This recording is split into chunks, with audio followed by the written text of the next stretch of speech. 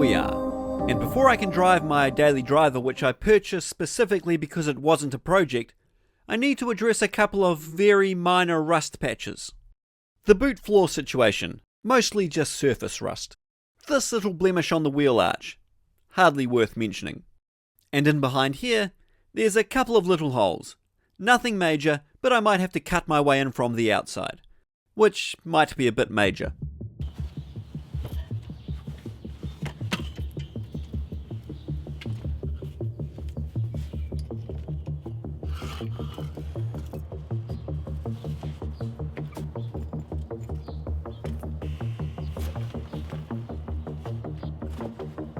Ooh.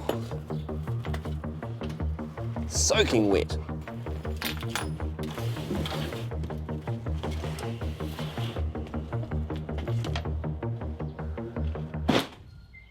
Disgusting. And as you can see, the boot is a bit scabby and covered in junk, so it really needs a clean. Which made me feel much better.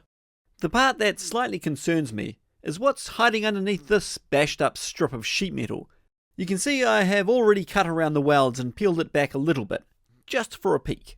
And instead of dealing with that, I'm just going to wire brush some rust off over here.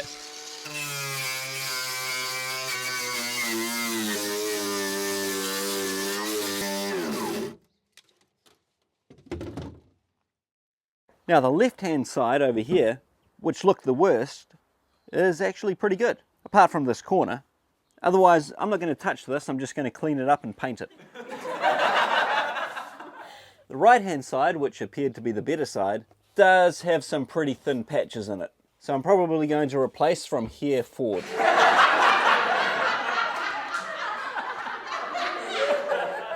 I cleaned all of this up on Friday. It's now the following Wednesday. Anyway, it rained over the weekend. Not too heavily or anything, but that's the problem. All of that was just filling up the foam underneath the carpet. Now underneath these Alpine windows, I had previously pried the trim off enough to look inside, and it looks pretty good. But in preparation for welding and grinding, I've taken the trim right off, and unfortunately, it's not as good as I first thought. Up on the passenger side, it's a little bit crusty. I don't think that's too bad. I don't think I need to do a repair here. However, the driver's side, yeah, pretty significant rust. That's going to be a pain to repair. Anyway, that's a problem for later. The first job I want to tackle is getting this repair panel off. I've set up a fire blanket just to stop the sparks hitting the glass or whatever. And I should also point out that I've removed the fuel tank. I don't fancy working above a bomb.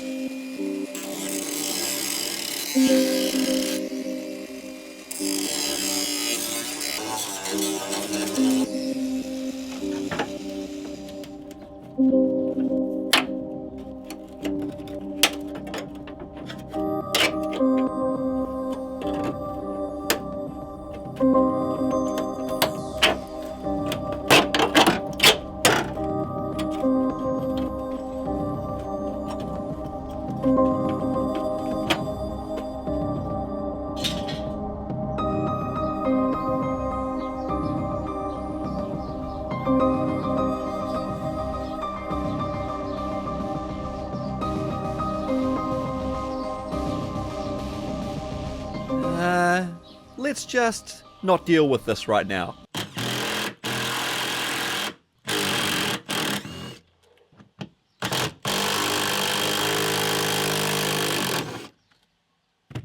Huh. Oh, it's not even heavy. Bonus. Look, I can jump down from the vehicle with it. Ah! More speed. There we go. Got it. What's going on here? It's glued to the rubber.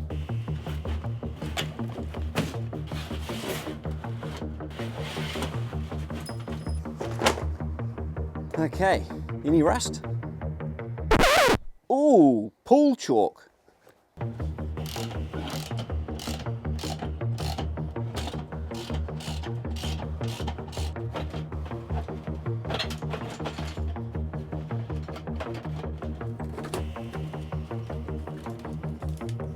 Let's get it off. This is also busted, but I don't really care if the surround for the automatic shifter is busted because, well, let's wait and see. I'd rather not break every piece of plastic on the vehicle, but sometimes it's hard not to. Ah, there we go. How many broke? They're all intact.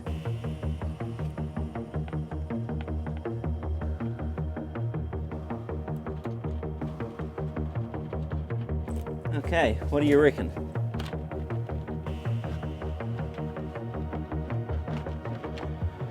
I can't take it out of park because we're on a massive slope and I don't trust the handbrake by itself. Hang on. Foot on the brake. Stupid radio's in the way. Stupid radio removed. Try again. Ah, there must be an easy way. If I can get this guy out, I think that might give me enough room to push forward to get around the handbrake. Otherwise, I'll just park one of our BMWs right in front of the Land Rover and disconnect the handbrake. I might solve two problems at once. I really do not want to break any more of this brittle. Cancel. I'm just disconnecting the handbrake. Just to explain what's going on here. My driveway is steep.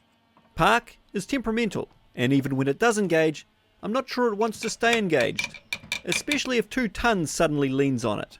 Block of wood is fairly reliable, but my Discovery will mount this in a second if the primary defences fail. So that leaves the handbrake, which is the only option that doesn't fail suddenly and does hold the vehicle on a hill. But I can't get the console out any other way, so I'm committing to keeping my foot on the brake for this entire operation.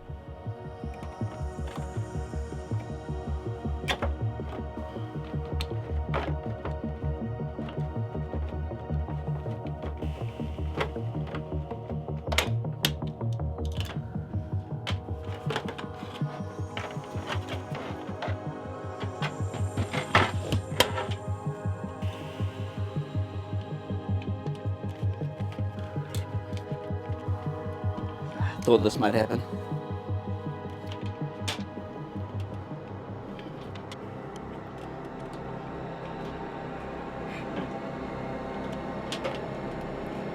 Can't really go to get more tools, can I?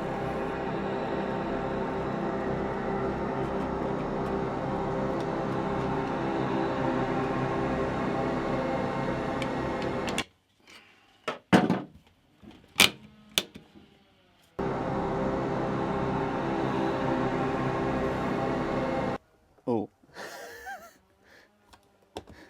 Okay. I think we're okay.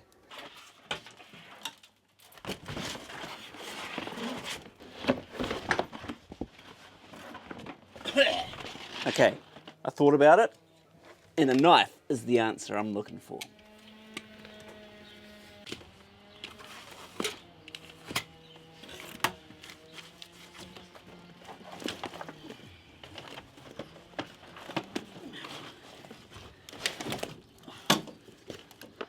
Oh, it's soaked. Look at that.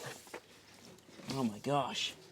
Yeah, that's why I wasn't worried about cutting this stuff out, because I'm not putting it back in. Oh man. No wonder these things rust. Oh, I'm getting dirty Land Rover water all over me.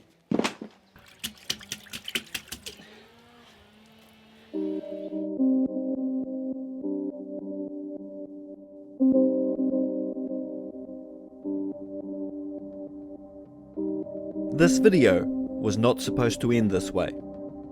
In fact, stripping the interior was just the introduction.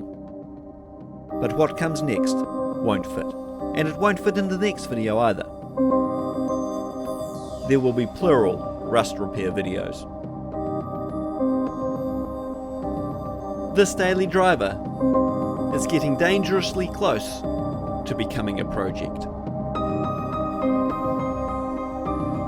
I can't believe this is happening. Just kidding. Of course this is happening. So join me next episode where I do a bit of routine maintenance to get this daily driver back on the road. Thank you all for watching, and I'll see you next time.